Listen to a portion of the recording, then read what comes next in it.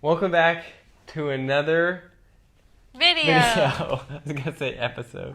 These aren't episodes. We are going to tell you what the current restrictions are in Bali for travel. Here we go.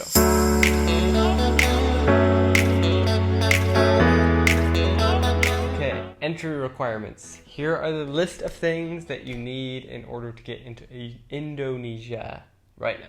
Number 1, you need a valid e-visa. The best way to get this is don't try and do it on your own. Go to a visa agent because the easiest visa to get right now is the business visa, and you need a sponsor to do that.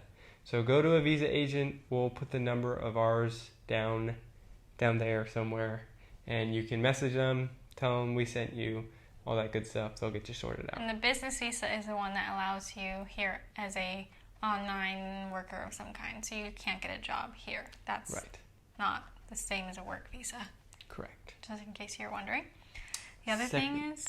second thing you need. A vaccine. So we are required as foreigners to have the COVID vaccine here in Indonesia. So you will not be allowed to enter... You won't be able to get on your plane to leave. Unless you're fully vaccinated. Don't book your flights if you're not willing to get the vaccine. So we used an app called Clear for our online record for the vaccine. So you don't just pull up your vaccine card and say, this is it. You have that as well as this app, which we will put the little logo and the app link in the also bio. Down below. So important thing to note, you need your paper copy and your online record of your vaccine.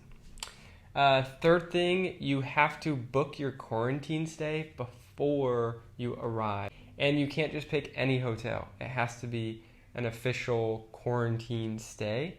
So we have a video that we'll link to up here that is a review of what we think is the best option for a quarantine stay. That's where we did. It's the Mandarin Orient Hotel. We loved it. It was really great. So if you want to know more about that, go check out that video. And then we'll have a link down below to have a whole list of all the hotels that have quarantine stays. Next thing you need is a PCR test within 72 hours before your departure. We got one before we left America. We went to Portugal first for a month, and we got the free one at Walgreens, but they don't guarantee that'll come in within 72 hours. In fact, they say it'll come in within 3 to 5 days. So beware, it's a gamble at that point. It's better. So if you want the free version, I'd say get the Walgreens one as far in advance of that 72-hour period as you can, and then have a backup same day result test booked for the day you're leaving in case you don't get your results. We got our results from Walgreens, thank God, because we were leaving on a Sunday and nothing was open on Saturday and Sunday to get the rapid results. But of course, the best, safest option is go to a place that you pay. The next thing you'll need to do before you leave is, I'm going to have to read it because I can't pronounce it. Download the PeduliLindungi App, which includes your e-HAC, which is your electronic health alert card, which you will need to go through customs when you arrive in Bali or in Indonesia. Which we weren't able to set it up ourselves. We tried to fill in the information, but when we got to Indonesia and we were going through the airport, that's when they helped us. Yeah, they helped us fill it out. So just download the app, and we'll link it below. Which we didn't fill it out in Jakarta. We filled it out in Bali. So it's when you're going to be actually exiting the airport. No, it's when we arrived in Bali. Right. Why did they wait till then to fill it out? Because we didn't have the clearance letter? I am not sure. Moral of the story, make sure to download the app because you will need it traveling through Indonesia. And what happened to us before we left Portugal when we were getting our luggage checked is they asked us if we had the app, but she asked us she called it something else. Anyways, we kind of freaked out for a second because we thought we didn't have the right paperwork to prove our vaccination or our visa or whatever like that. What we ended up just having to do is show her that we had the app downloaded, and that was what we needed in order to get through the borders of Indonesia, and that was proof. Make sure to download it. Yeah, so make sure it's downloaded because you won't be able to download it in the airport. Okay, so that is all the requirements to get here. What about when you get here, Tara? We have to get PCR tested at the airport once you arrive in Jakarta. So you walk through, you're just going with your suitcases, and then there's a bunch of seats just set up in the middle of the... You can't go past it. So they'll tell you to sit down and you wait, and then one by one they'll pull you up and you go through and you show your visa, and they check us twice. It's like there's these tables set up with all these... There's 3 checkpoints. One is the PCR test. So the third one being the PCR test, and you show all your documents, and they'll give you a QR code to scan. So you'll scan that, and then you go get your swab, which actually it wasn't that bad. Yeah. They didn't go all the way up.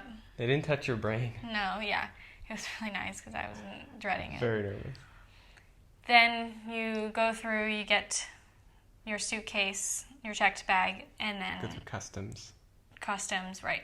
And we just sat by the exit of the airport. You cannot leave the airport. Can't leave without your PCR results. So you just sit there and wait.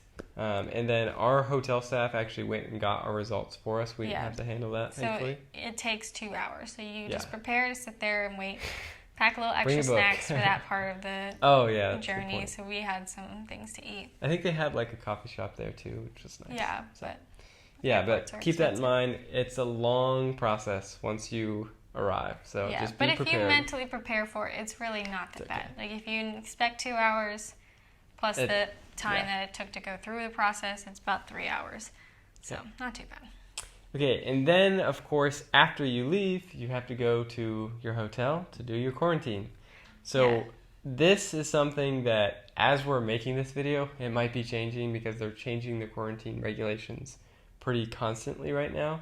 We had to quarantine for 5 days. 4 nights. 4 nights, 5 days. Right now, it's 2 nights and 3 days. Yeah. So you're going to have to go and research on your own for this part because it might be different.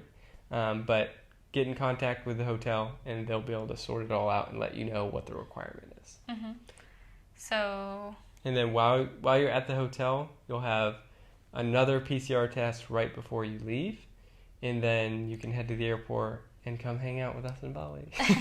And they give you a clearance letter that you did the quarantine, the PCR test, all that jazz. And also something to note is we did not book our flight leaving from Jakarta to Bali until I think the 2nd day of our quarantine. So it's not required, like you don't have to rush and get your ticket right away, have it all beforehand. That way, if you end up having COVID at the airport, you didn't just spend money on an extra ticket that you aren't going to use. Oh, the other thing you do not have to have is a proof of a flight home.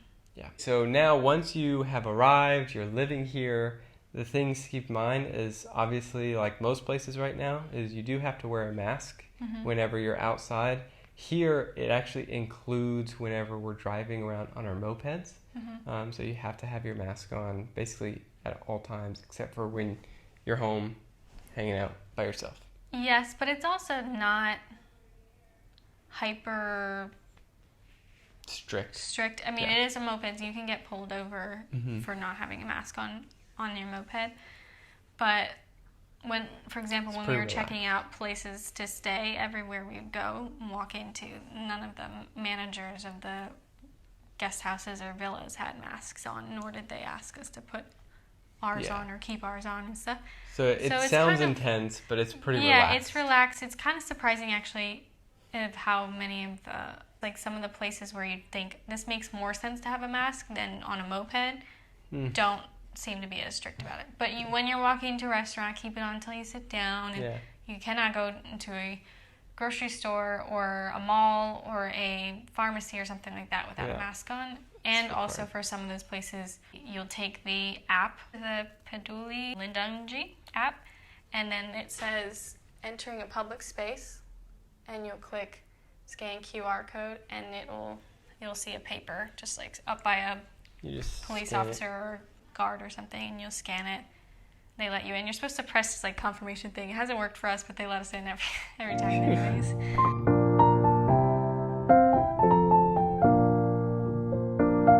Okay, so that is pretty much all I think you need to know. Yeah, I don't think there's anything else that they've changed or added as of today. Yeah, as of today. If there is, we have a whole blog post that we didn't write, that we found all our information from. We will have it linked below. Go read it before booking your flights. Yeah. See if there's any updates. Just check on it constantly. Yeah. If you're planning to come here, because things change so fast, Mm-hmm. and they aren't the best at broadcasting the new requirements. Yeah. So really look into it before do you some come. research. And I would suggest not booking your flights too far in advance. Yeah, because things change. Anyway, so that's all the information we have. Hopefully that was helpful to you. If you have any other questions, maybe we missed something, please put it down in the comments, email us, that's in our bio, all that good stuff. Also, go ahead and hit that like, subscribe, go check out the Instagram page. We'd really appreciate it. That's it. Have a wonderful day. See you guys.